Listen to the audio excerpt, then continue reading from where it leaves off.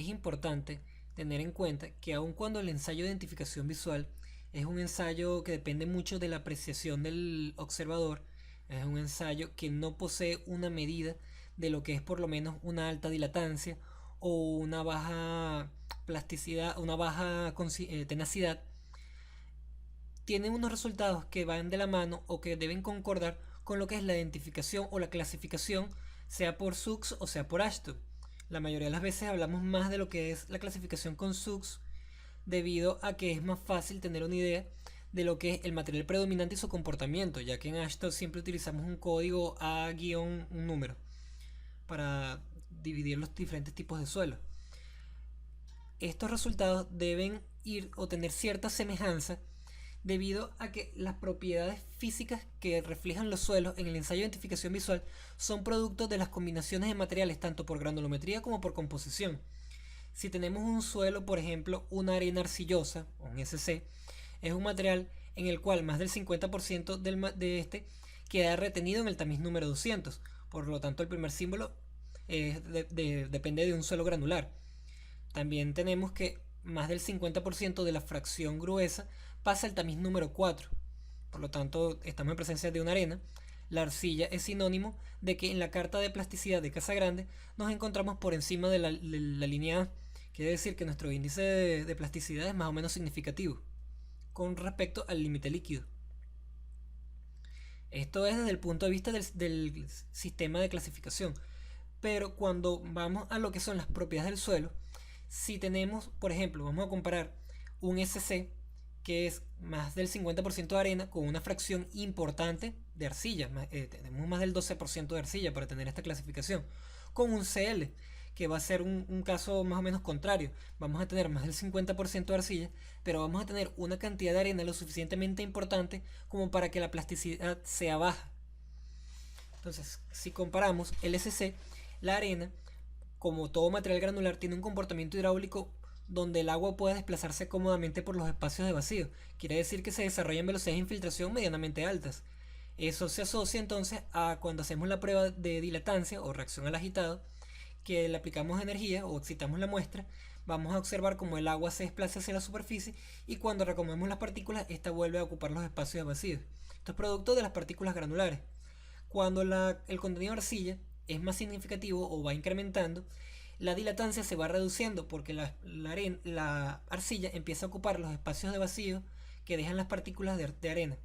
Esto hace que se desarrollen fuerzas electrostáticas entre la arcilla y el agua, los cuales van dificultando el paso del agua hacia la superficie. Entonces vamos a ver cómo la reacción al agitado o la dilatancia va tornándose cada vez menos significativa o menos violenta, por decirlo de un modo.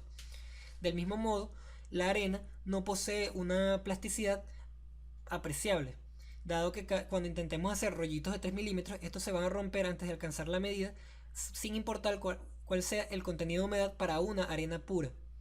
De lo mismo va a ocurrir con la resistencia a la rotura o a la disgregación. Cuando hagamos una bolita con una arena pura, cuando ésta se seque, no va a tener una resistencia palpable. Sin embargo, cuando empezamos a añadir más arcilla, vamos a ver cómo esta resistencia empieza a incrementarse debido a la cohesión que ésta le añade. Del mismo modo, esta cohesión va a hacer que las partículas se mantengan unidas y nos permitan hacer los rollitos determinando un valor de tenacidad. Entonces, cuanto más arcilla tengamos, vamos a poder hacer rollitos más cerca del límite plástico, vamos a lograr espesores más reducidos y vamos entonces a tener una mayor tenacidad y por consecuencia una mayor plasticidad. Si analizamos el CL, un material predominantemente arcilloso, donde más del 50% pasa el tamiz número 200, las partículas arcillosas, como ya dijimos, no poseen una dilatancia, están prácticamente adheridas o pegadas al agua, por lo tanto, aun cuando apliquemos excitación, esta no va a salir a la superficie. Si empezamos a añadir más arena a la combinación, o sea, empezamos a quitarle predominancia a la arcilla sin dejar de que sea el suelo principal, vamos a tener entonces partículas que permiten o facilitan el paso del agua. Van a disminuir del mismo modo la resistencia una vez seca o la resistencia a la rotura y va a disminuir la plasticidad. Estas combinaciones se dan producto de la consecuencia entre la interacción de diferentes tamaños de partículas, diferentes tipos. Aun cuando no vamos a tener una clasificación directa de lo que es la identificación visual hacia lo que es SUX, porque por ejemplo en esta tabla no se observan clasificaciones como un CS, pero sí van a ser consecuentes. Si tenemos un material de media plasticidad o de nula, mejor dicho, con una dilatancia entre rápida y media, puede ser un limo de baja plasticidad, también como podría ser una arcilla con contenido de arcilla, una arena con contenido de arcilla, perdón. Estas clasificaciones van de la mano.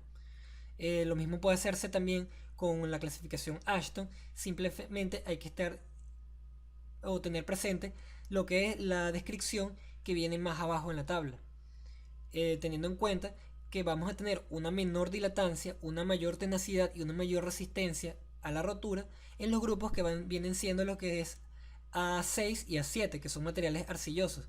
Lo que es A4 y 5 corresponden a los limos, entonces seguramente vamos a tener este comportamiento acá de lo que es una resistencia a la rotura de ligera a media, una dilatancia lenta a nula y una tenacidad que va de ligera a media. Lo que vienen siendo los grupos A1, A2 y A3, vamos a obtener unas dilatancias mucho mayores con unas pobres resistencias a la rotura y una plasticidad de nula a baja o incluso un poco media, dependiendo del contenido de finos para lo que es el grupo A2.